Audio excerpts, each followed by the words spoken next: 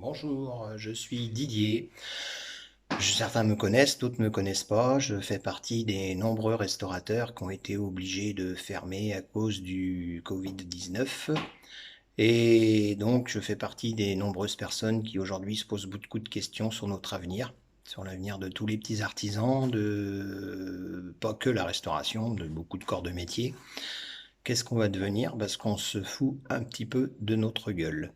Alors, on va commencer par la fameuse prime de 1 500 € qui va être versée à toutes les entreprises, toutes les PME, les TPE, toutes, parce que bien sûr, le gouvernement ne veut absolument pas que les boutiques fassent faillite. Je commence vraiment à en avoir des doutes. En effet, cette prime, il y a des petites clauses qui vous ont pas parlé sur les journaux et sur les réseaux sociaux. Il y a des petites clauses qui font qu'il y en a beaucoup qui vont pas y avoir le droit. Bah, moi, le premier, mon comptable m'a téléphoné, j'ai pas le droit parce que j'ai dépassé de 1 000 € un petit quota qui était marqué en tout petit dans les clauses. Et on me reproche d'avoir travaillé l'année dernière au niveau du bénéfice que j'ai réinvesti dans l'entreprise, parce qu'aujourd'hui, les services d'hygiène nous demandent d'améliorer nos établissements. Il faut qu'on redécore, il faut qu'on repeigne, il faut qu'on entretienne nos boutiques, sinon elles sont dégueulasses et les gens ne viennent plus. Donc, de toute façon, cet argent-là, eh bien, on n'a pas le choix. C'est soit on laisse pourrir notre truc ou soit on le réinvestit. Donc, la fameuse prime de 1 500 balles, j'y ai pas le droit. J'ai vu sur les réseaux sociaux que j'étais pas le seul à pas y avoir le droit. Donc ça, c'est déjà un premier gros foutage de gueule, parce que toutes les entreprises, toutes les TPE, toutes les PME, c'est faux. C'est encore une certaine catégorie qui vont avoir le droit.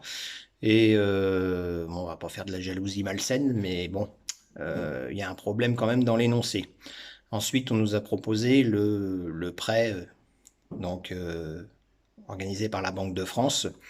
Alors ce prêt-là représente donc 25% de notre chiffre d'affaires hors taxe de l'année dernière. Petit souci, c'est que si on prend le cas de quelqu'un qui a fait 200 000 € de chiffre d'affaires, il a donc droit à 50 000 € de prêt. S'il prend les 50 000 €, la totalité, ne va-t-il pas mettre en péril son entreprise? Parce que les 50 000 €, faut pas rêver, il nous les donne pas, il faut les rembourser. On a 1 an de délai. Mais dans 1 an, on va se prendre un petit prêt à 2,5% sur 3, 4 ou 5 ans, mais il va bien falloir le rembourser. Et au passage, c'est encore les banques qui vont s'en foutre un petit peu plein les fouilles, même s'ils débloquent l'argent un petit peu à l'avance. Et si par contre, on prend un petit peu moins d'argent pour être prudent, donc on va dire que le gars il prend 10 000 ou 15 000 balles, le souci aujourd'hui c'est qu'on ne sait pas quand est-ce qu'on va rouvrir nos entreprises. Il y a des frais fixes qui courent tous les mois, le loyer, l'électricité, les choses. Bon, même s'ils nous disent qu'ils vont les reculer, il faudra les payer un jour ou l'autre parce que personne ne va vous en faire cadeau, faut pas rêver. Que ce soit les loyers, que ce soit le RSI qui, lui, a bien, bel et bien reculé les échéances, mais de toute façon, il va les diviser après par le nombre de mois qui va rester et il faudra à un moment donné les payer. Donc, on va se mettre un prêt en plus sans savoir la somme qu'il faut emprunter, parce qu'on ne sait pas si ça va durer 1 mois, si ça va durer 2 mois, si ça va durer 3 mois. Ça, on est dans l'ignorance totale. Donc, si vous prenez pas assez, vous n'aurez pas le droit de refaire un autre prêt. Si vous prenez trop, eh bien, il va falloir le rembourser. Donc, tel est le problème.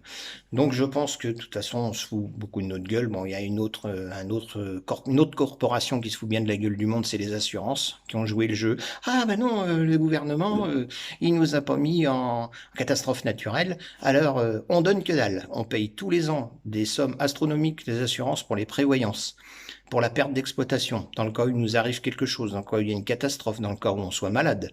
En sachant que quand tu es malade, moins tu donnes de prévoyance, plus tu as de la carence, plus tu as des jours de carence. Et ce n'est pas 50 € par mois, hein, c'est un petit peu plus que ça.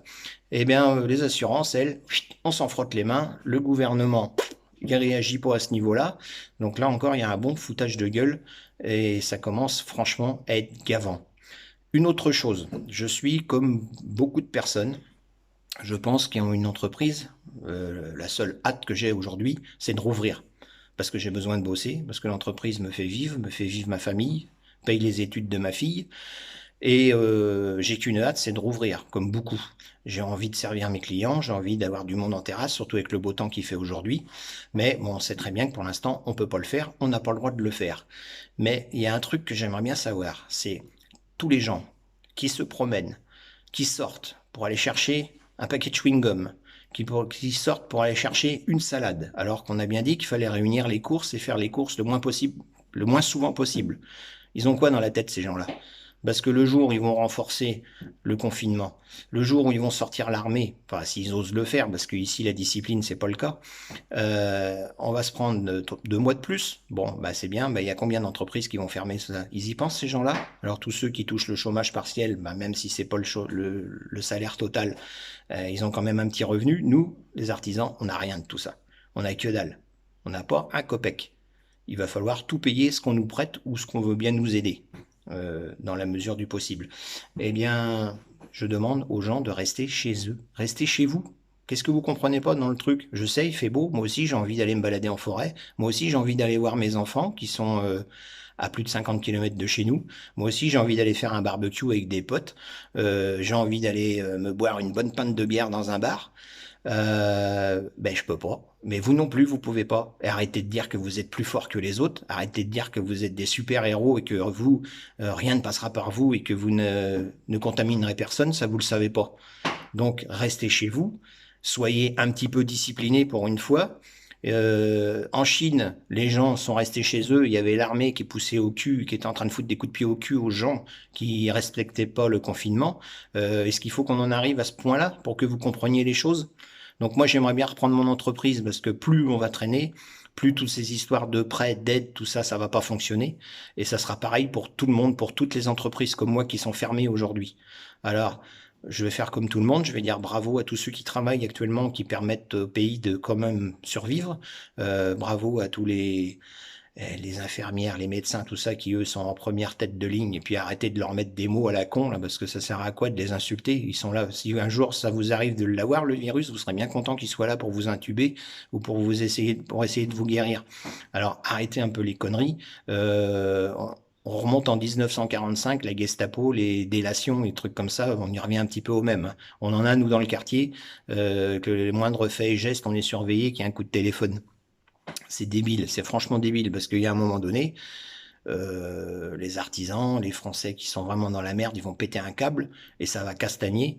Et je peux vous dire que si vous aviez affaire à une guerre civile, le confinement qu'on a aujourd'hui, c'est de la rigolade à côté. Alors, essayez de prendre l'exemple un petit peu sur les autres pays qui ont respecté les confinements. On a un gouvernement qui est con parce que c'est vrai qu'il aurait fallu fermer les frontières un peu plus tôt, il aurait fallu donner des masques, il aurait fallu faire des dépistages parce que comme ça aurait peut-être permis de mettre ceux qui étaient contaminés, même sans être malades, un petit peu de côté, et puis de mettre de l'autre côté ceux qui n'étaient pas contaminés, ça aurait évité, bien sûr, d'étaler le truc. Bon, ça n'a pas été fait parce qu'on a des branquignoles au gouvernement, mais enfin ça, il y a quand même 54% qui ont voté pour ces branquignoles-là, donc il faut faire avec. Maintenant, la prochaine fois que vous irez voter au présidentiel, il faudra peut-être réfléchir à 2 fois. Bon, bah voilà, c'est mon petit coup de gueule, hein. Il y en a qui me connaissent pour mes coups de gueule. Bon, là, j'avais pas envie d'écrire tout ça parce que ça faisait un peu trop long. Si vous avez envie de partager, bah partagez, parce que je pense que je dois pas être le seul à penser ça. J'ai pas raison pour tout, parce que je suis pas le Dieu, je suis pas maître du monde, mais je pense que je dois être un petit peu dans la moyenne de beaucoup de personnes qui ont des entreprises fermées aujourd'hui, qui pensent la même chose. Donc, à bientôt. Restez chez vous, soignez-vous, prenez soin de votre famille. À plus.